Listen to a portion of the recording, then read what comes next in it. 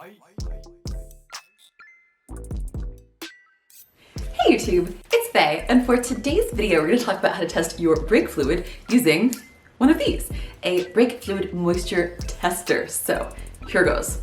Over here on my Supra, we're going to start by putting a rag down off to the side where I can put my brake fluid reservoir cap.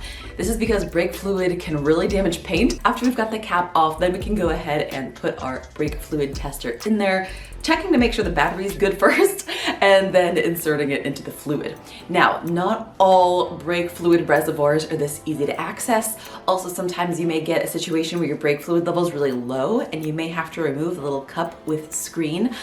You also may have a situation where your brake fluid reservoir is an interesting shape and you cannot get one of these testers down into it, in which case I have a series of small little clean turkey baster sort of things where I'll actually psych the fluid out, put it in a cup, and then test it externally. So yeah. Once you have the two prongs of the tester fully inserted, then make note of the reading here on the scale of 0% or less than 1% up to greater than 4%. Then of course, when you're done, put everything back together and make sure you didn't spill any fluid, because you don't want to leave that fluid on the paint, because like I said before, it can damage it. Cool, so now we know how to check for moisture in your brake fluid. Why does this even matter? Well, if you happen to work at Toyota, Toyota doesn't have an interval for how often the brake fluid should be changed. Sounds kind of crazy, right? Because like my Volkswagen does. My Volkswagen says like every 3 years you should change out your brake fluid. Mercedes says every 2 years, and Chevy says I think like every 45,000 miles. And Subaru is every 30,000 miles or something like that. Don't quote me on that. But like just to give you a general idea, manufacturers can have all sorts of different ranges for when they recommend their brake fluid to be flushed or exchanged. But then there's some like Toyota that just say, check it and recommend based off of the check. So why would I use one of these in the first place, and why does it matter about having any sort of moisture in your brake fluid? First of all, brake fluid is hygroscopic, which means it actually absorbs moisture out of the environment. As soon as you remove that seal from a fresh container of brake fluid, even if you put the cap back on right away, you're still introducing the fluid to atmosphere, and that begins its slow decline. That's why it's good to put a date on the side of the bottle when you open it. And although there's a little bit of science on this, generally as like a rule of thumb, it's between 2 and 3 years that brake fluid absorbs the maximum amount of moisture that it possibly can, which is about 4%. So 4% is considered saturated. Now, when your brake fluid is saturated, it actually lowers the boiling point of your brake fluid. Well, why does that matter? Well, what happens when water boils? It turns into steam. Air compresses. Hydraulic fluid does not compress. Have you ever tried touching your wheels after you go for like a long drive? Well, you probably shouldn't, because they're really freaking hot. And that's because stopping your car requires a ton of friction, and that produces heat as a byproduct. There is so much heat that builds up in the calipers and the wheel cylinders, and much like heating up water causes it to boil, producing steam, the same is true for brake fluid. If you heat it up too much, it can vaporize. Another reason why you don't want moisture in the system is because it can actually cause corrosion in the lines. I've seen this quite a bit. Now, brake fluid has a whole bunch of different additives in there. One of those many additives and detergents helps to prevent corrosion. But like engine oil and like coolant, brake fluid breaks down over time. It's not a lifetime fluid, despite what a lot of people think. You should have it flushed regularly. And when that brake fluid, that additive package breaks down, it doesn't do a good job of preventing rust inside the lines. And of course you get water inside the lines, and then that can cause rust buildup. It can cause damage and buildup in the ABS control module. It can cause damage and buildup in the lines and a whole bunch of other things. So really, like if you consider a rule of thumb every 2 to 3 years when you should flush your brake fluid, and then every 2 to 3 years it also reaches maximum moisture. That's why I like to use this sort of tool. It's definitely worth mentioning though that this is not the only test that you can perform to measure the quality or the health of your brake fluid.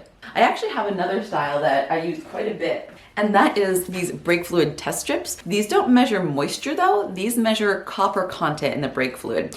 Now I find that this is not quite as accurate on newer vehicles because it kind of takes a while for the copper to break down, but on older vehicles I tend to use this a lot, especially if I find that, like I'll use these together if I find that there's like a high moisture content. I'll also check the copper content just to get an idea of how much the brake lines have degraded over time. So copper is not really used in the brake lines itself. It's like the brazing of the lines. When the lines are made, they start as like a flat sheet of metal and then they're like bent around and then they're brazed, and that's where the copper comes from. So if you see like a high copper content, then you're like, oh my gosh, the interior of the brake line is like actually super starting to degrade.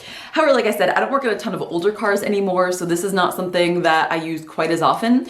And also, like, the reason why I like to use this is because this will get you a good baseline. You kind of know when the fluid has gone bad after about, like I said, like two to 3 years. It's pretty obvious on the moisture content level. And then like that's sort of a good habit to get into, flushing your brake fluid every 2 to 3 years. Also, this is like a one-time purchase of like $7.99 or something like that on Amazon. And then of course it just takes one AAA battery. These are actually kind of spendy. And especially if like you're working on the line or you're working at a dealership, the dealership's not gonna pay for these for you, right? You're gonna have to constantly buy these for yourself and like up on these just to be able to fill out your check form at Toyota and say, hey, yep, I checked the brake fluid, which you're supposed to do every oil change. So much easier to do this. And like I said, it's a one-time purchase. So I find that like, even though I have both of these, I'll use this way more and it's just so much easier and you don't have to wait for the results. It's just like right away, snap a picture of it, send it to the customer. Hey, you've got high moisture. This is the reason why it's important. And yeah, okay. So that was a very long video on a very simple procedure of how to test the moisture content of your brake fluid.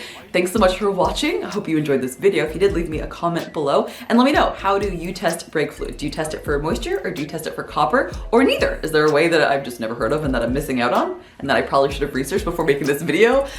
Let me know. Thank you so much and see you in my next video. Bye! Since we tested on the Supra, let's test on the 4Runner, just for fun.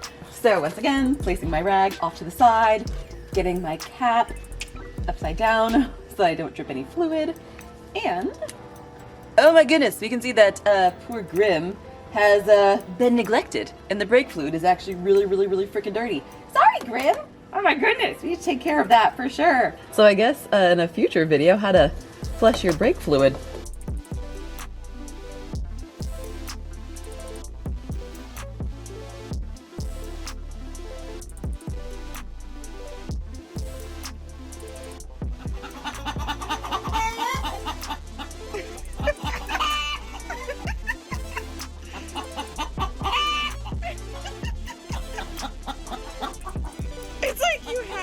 Talk and half want to sleep.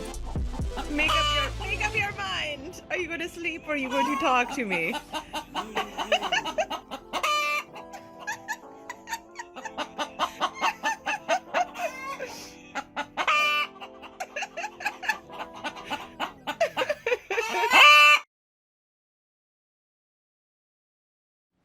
Wait a second, before I end this video, I suppose it's also worth mentioning that there are some folks with Toyotas who just like to have an interval and not just rely on some nebulous test that someone else does for them, and maybe they don't want to do it themselves. So what interval would I recommend for Toyotas?